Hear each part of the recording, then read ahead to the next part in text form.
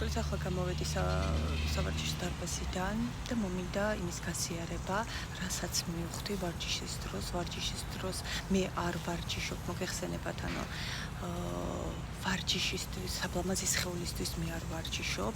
ეს ბონუსი არის, მადლიერ ვიქნები ამისთვის, თუმცა ნახეთ, როდესაც არის აი ლამაზი წყონის კლება და ასე შემდეგ, мотиваცია იქ მალევე ვერ იღებ ამ შედეგს და შესაბამისად мотиваცია ქრება თუ არ გაქვს დისციპლინა. ამიტომ მე არ ვარჯიშობ мотиваციისთვის, რომ მე წონაში დავიკლოს ლამაზი სხეულის ასე შემდეგ, მე ვარჯიშობ დისციპლინისთვის, მე ვარჯიშობ წარმატებისთვის და ეხლა ნახეთ რატო. რა წარმატებას გულისხმობ. როდესაც დისციპლინაში ხარ, როდესაც სხეულს ტკივილზე გამარჯვებას ასწავლი, ანუ ტკივილში ჩაჯდომას. მაშინ გონებაც, როდესაც ფიზიკურ ტკივილს არ გაიქცევი, როდესაც ფიზიკურ ტკივილში ჩაჯდები, მაშინ გონებასაც ასწავლი, ანალოგიურს გაიმეორებს, გონებაც სწავლობს ტკივილში, მენტალურ ტკივილში ჩაჯდომას არ გაქცევას. ანუ ქაოტურ სიტუაციაში სიმშვიდის შენარჩუნებას. ნახეთ, როდესაც ვარჯიშობ, გული აჩქარებულია, სტრესის დროსაც, მენტალური სტრესის დროსაც ასე ხდება, ხომ? და რას ვაკეთებ? ტკივა სხეულს, ძალიან ერთი სული მქონდა, აი როგორ მინდოდა, იცით, სხეულის უნდოდა დანებება. სხვათა შორის მე პირიქით ვასწავლე გონებას. ანუ პირიქით ვისწავლე, ჯერ გონებას ვასწავლე, ტკივილში ჩაჯდომა, დისკო არ გაქცევა და ახლა ვასწავლე სხეულს. ამიტომ გონება არ ნახობდა სხეულს, რომ იცი რა, დანებდი და რაღაც. არა, პირიქით გონება ეუნებოდა, რომ გააგრძელოს, სხეულს უნდოდა დანებება, იმიტომ რომ სხეულს ჯერ ნასწავლი არ აქვს ეს ყველაფერი.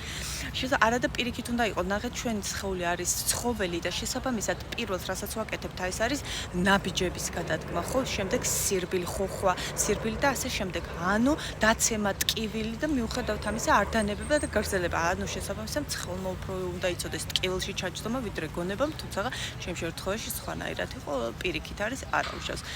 და ნახეთ, როდესაც მტკივა და ასე შემდეგ, ხო, სუნთქვას არ ვაჩერებ. აი სტრესის დროს, მენტალურ სტრესის დროს პირველი რას ვაკეთებ?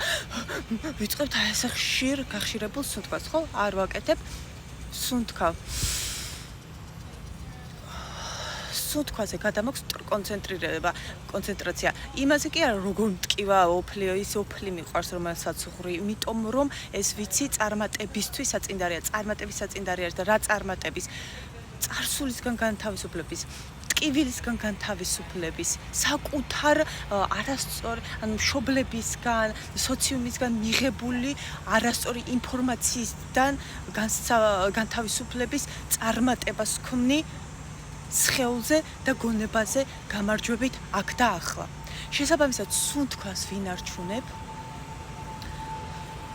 შვიდად სუნთქავ და ვაგრძელებ ისე ვარჯიში. და როდესაც და ვასწავლე ამას გონებასაც და როდესაც მენტალური უკვე ტკივილი შეიქმნება ჩემი ირგვლივ, გონებაც ანალოგიურს გააკეთებს. კი არ მომინდება გაქცევა ტკივილში ჩავჯდები, სუნთქვაზე გადავიყან კონცენტრაციას. დავწევ სუნთქვას და ჩავალ შიგნით და არა გარეთ, არ დავესხმები ვიღაცას თავს, გავიგებ რომ ის, იმიტომ კი არ მიყვირის, რომ ჩემში კი არ არის პრობლემა. ის თავად არის ტკივილში და იმიტომ არის ასეთი გაღიზიანებული. შესაბამისად, მე თუ გავღიზიანდი, ნიშნავს, რომ მისი ტკივილი მომაქვს. აი, როდესაც ადამიანი მაგალითად ყვირის და შენც აყვედი, ის კარგად არის, შენ ხარ ცუდად. რატო? მისი ტკივილი წამოიღე.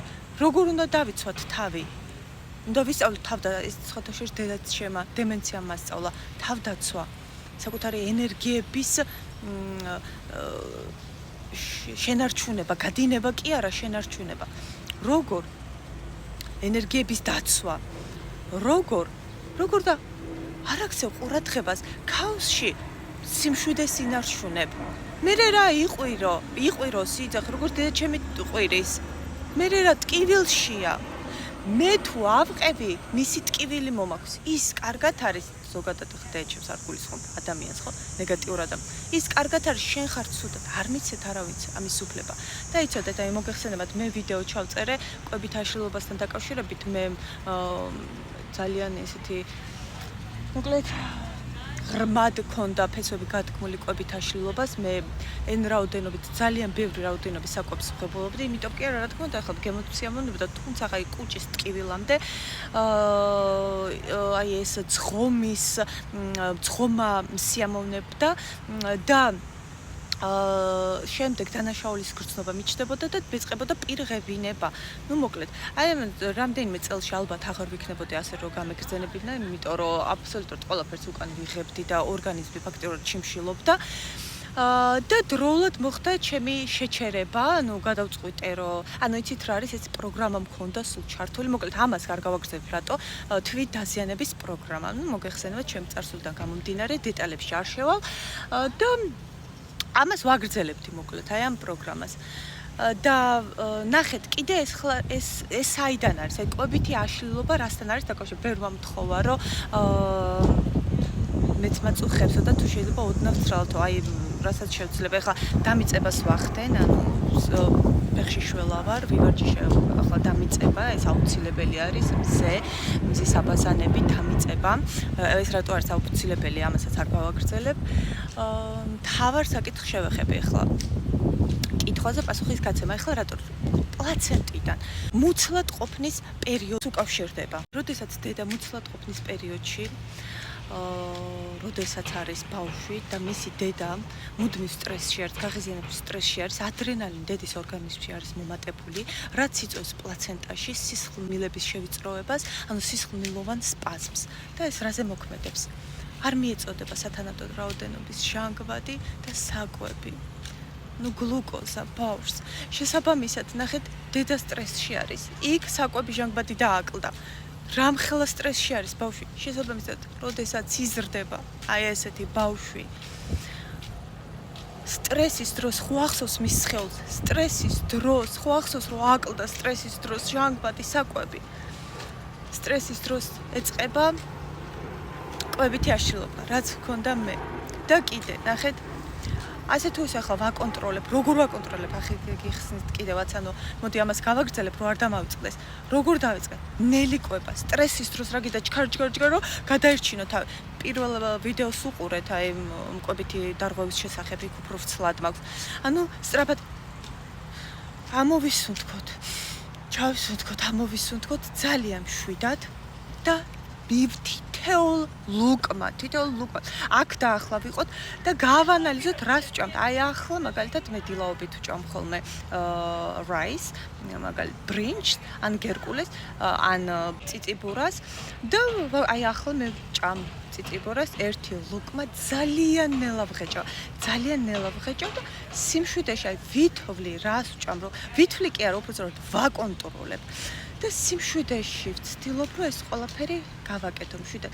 შემდეგ აი ულუფა მაგალითად აი რამდენიმე ყოფა თვალით ზომავ წინასწარ ვდებ იმის იქით ახარ ვჭამ. ანუ მე ვაკონტროლებ. ის კი არა რომ კვება მაგ სტრესი მაკონტროლებს მე. არა, მე ვაკონტროლებ. პროცეს სტრესის დროსაც აი ძალიან მინდა რომ ეგრევთ. არა, ჩერდები, ჩასუთქვა, ამოსუთქვა, ჩემ თავს ვეუბნები. სიმშვიდეში ხარ, მიყვარ ხარ, დაცული ხარ. მე ვარ შენი მშობელი, მე ვუზრუნველყოფ შენ კეთილდღეობას. გავუშვებ, პატიობ ჩემ თავს ამ დარღვევას, კვებით აშლილობას. ახლა მე ვარ კონტროლის საკუთარი ემოციების. აქ და ახლა. მე კიდე მაქვს, ნუ აი რა თქმა უნდა, როგორც ვახსენე, რომ ჟანგბადიც ნაკლები არის ხოლმე პლაცენტაში და შეიძლება აი გუშინ შევხვდა რაღაც სტრესი და დღეს მთელი დღე ამას უთქვას ვერ ვაკეთებ და თითქოს ჟანგბადი არ მქონდა. რა გავაკეთე? და იმ თქნარებას ვცდილობ, რომ ამოვისუნთქო, რა გავაკეთე? ჩაუჯექი ისევ ტკივილს. მივხვდი, რომ აი ისევ გამახსენდა ის წარსული, ის სტრესი, რაღაცა.